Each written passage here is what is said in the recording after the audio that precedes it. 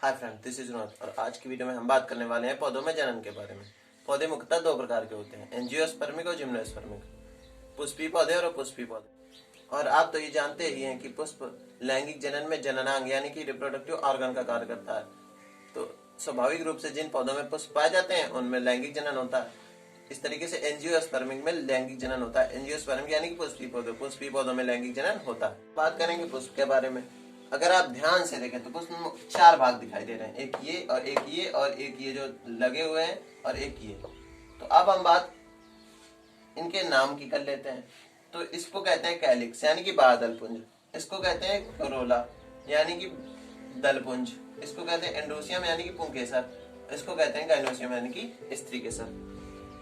अब हम इनके बारे में अलग अलग थोड़ा सा जान लेते हैं। अब हम बात करें अगर बादलपुंज की, तो बादलपुंज पूरे पुष्प को सहारा प्रदान करने का कार्य करता है। क्या करता है? सहारा प्रदान करने का।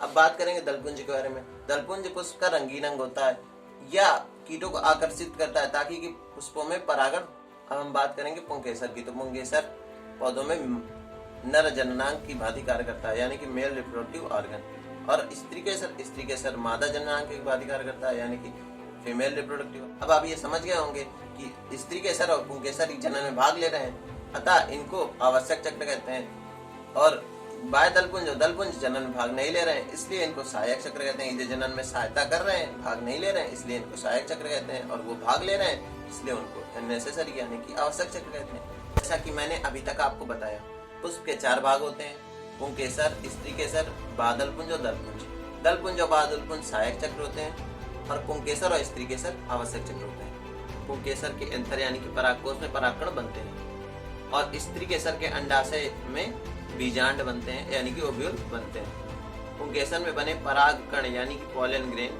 मेल गैमीट का कार्य करते हैं और स्त्रीकेसर में बने बीजांड फीमेल गैमीट का कार्य करते हैं। और आप तो ये जानते हैं कि निषेचन के लिए जरूरी है कि मेल गैमीट फीमेल गैमीट के पास पहुंचे। मेल गैमीट यानी कि परागकण का स्त्रीकेसर के वर्तिकाग्र यानी कि स्टिग्मा तक पहुंचने की क्रिया जो होती है वो पॉलिनेशन कहलाती है। क्या कहलाती है? पॉलिनेशन यानी कि परागण। परागकण वर्तिकाग्र में तो पहुंच जाता है, लेकिन अब प्रॉब्लम ये है कि परागकण का सेंटर यानी कि केंद्रक वो बीजांड तक कैसे पहुंचे। तो ये इसके लिए अपना ट्यूब बनाती है, जैसे कि ये बनाया हुआ है मैंने। ट्यूब से होते हुए दो स्पर्म सेल बीजांड के तक पहुंच जाती हैं, बीजांड के पास तक पहुंच जाती हैं। अब एक स्पर्म सेल ओव्यूल यानी कि बीजांड के एक अपरेटस यानी कि अंड कोशिका से संयुग्मित होकर जाइगोट यानी कि युग्मनज बनाती है और दूसरी स्पर्म सेल बीजांड के द्वितीयक केंद्रक या ध्रुव केंद्रक से मिलकर भ्रूण पोष बनाती है यानी कि एंडोस्पर्म बनाती है।